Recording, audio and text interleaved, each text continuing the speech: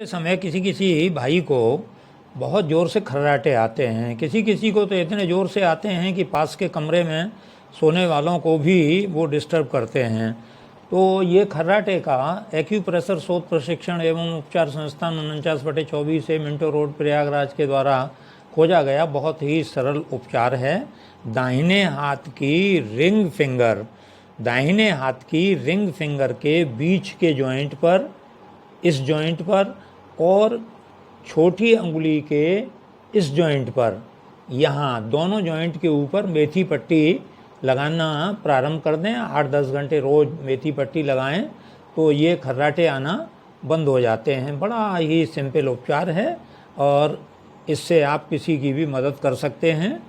दाहिने हाथ की रिंग फिंगर के बीच के जॉइंट और छोटी अंगुली के नीचे के जॉइंट के